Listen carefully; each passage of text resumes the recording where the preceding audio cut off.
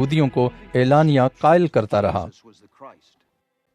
اور جب اپولس کرنتھس میں تھا تو ایسا ہوا کہ پولوس اوپر کے علاقے سے گزر کر افسس میں آیا اور کئی شاگردوں کو دیکھ کر ان سے کہا، کیا تم نے ایمان لاتے وقت روح القدس پایا؟ انہوں نے اس سے کہا کہ ہم نے تو سنا بھی نہیں کہ روح القدس نازل ہوا ہے۔ اس نے کہا، پس تم نے کس کا بپتسمہ لیا؟ انہوں نے کہا، یوحنا کا بپتسمہ۔ پولوس نے کہا، یوحنا نے لوگوں کو یہ کہہ کر توبہ کا بپتسمہ دیا کہ جو میرے پیچھے آنے والا ہے اس پر یعنی یسوع پر ایمان لانا۔ انہوں نے یہ سن کر خداوند یسوع کے نام کا بپتسمہ لیا۔ جب پولوس نے ان پر ہاتھ رکھے تو روح القدس ان پر نازل ہوا اور وہ طرح طرح کی زبانیں بولنے اور نبوت کرنے لگے، اور وہ سب تخمیناً 12 آدمی تھے۔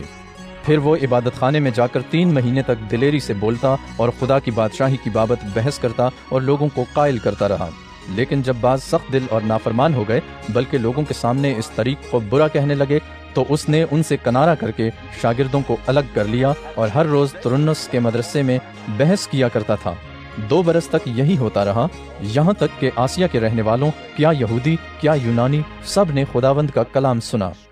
اور خدا پولوس کے ہاتھوں سے خاص خاص معجزے دکھاتا تھا، یہاں تک کہ رومال اور پٹکے اس کے بدن سے چھوا کر بیماروں پر ڈالے جاتے تھے اور ان کی بیماریاں جاتی رہتی تھیں اور بری روحیں ان میں سے نکل جاتی تھیں۔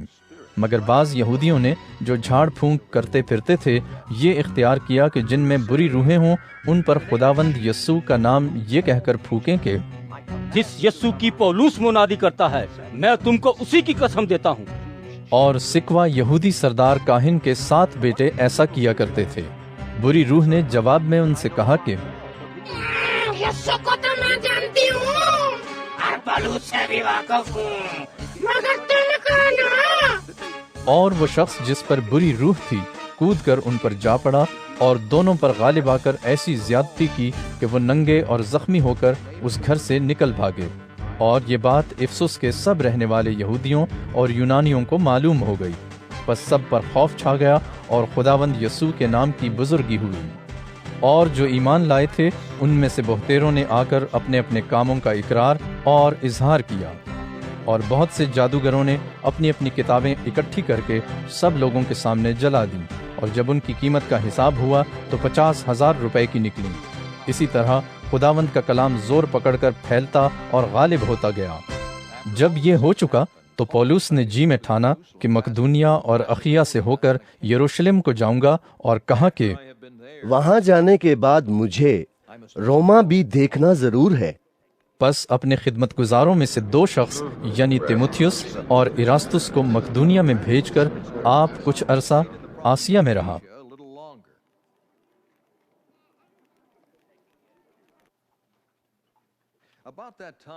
اس وقت اس طریق کی بابت بڑا فساد اٹھا، کیونکہ دمیتریوس نام ایک سونار تھا جو ارتمس کے روپہلے مندر بنوا کر اس پیشے والوں کو بہت کام دلوا دیتا تھا۔ اس نے ان کو اور ان کے متعلق اور پیشے والوں کو جمع کر کے کہا، اے لوگو، تم جانتے ہو کہ ہماری آسودگی اسی کام کی بدولت ہے، اور تم دیکھتے اور سنتے ہو کہ صرف افسس ہی میں نہیں بلکہ تقریباً تمام آسیا میں اس پولوس نے بہت سے لوگوں کو یہ کہہ کر قائل اور گمراہ کر دیا ہے کہ جو ہاتھ کے بنائے ہوئے ہیں وہ خدا نہیں ہیں۔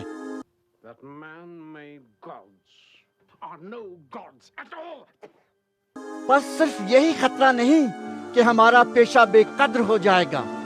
بلکہ بڑی دیوی ارتمس کا مندر بھی ناچیز ہو جائے گا، اور جسے تمام آسیا اور ساری دنیا پوجتی ہے خود اس کی بھی عظمت جاتی رہے گی۔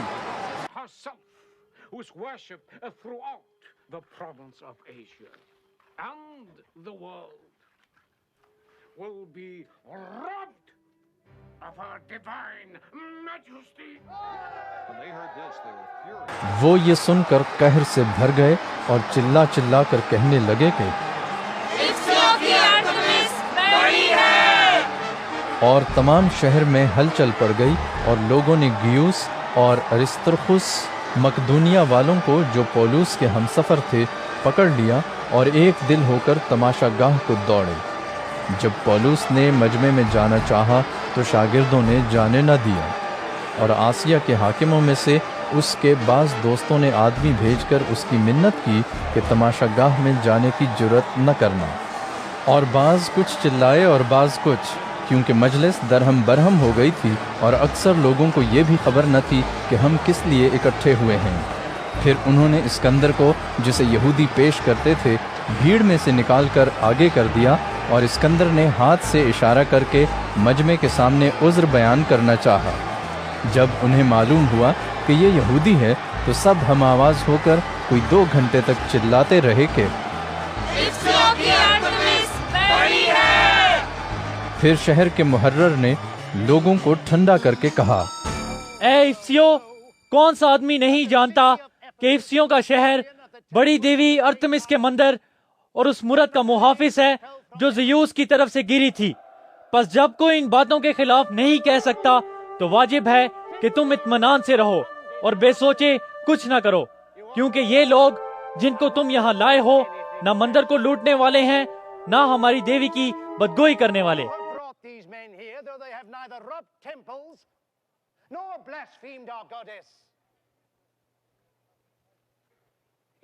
پس اگر دیمیتریوس اور اس کے ہم پیشہ کسی پر دعویٰ رکھتے ہوں تو عدالت کھلی ہے اور صوبے دار موجود ہیں، ایک دوسرے پر نالش کریں، اور اگر تم کسی اور امر کی تحقیقات چاہتے ہو تو باضابطہ مجلس میں فیصلہ ہوگا، کیونکہ آج کے بلوے کے سبب سے ہمیں اپنے اوپر نالش ہونے کا اندیشہ ہے، اس لیے کہ اس کی کوئی وجہ نہیں ہے، اور اس صورت میں ہم اس ہنگامے کی جواب دہی نہ کر سکیں گے۔ Because of today's events. In that case, we would not be able to account for this commotion, since there is no reason for it. یہ کہہ کر اس نے مجلس کو برخاست کیا۔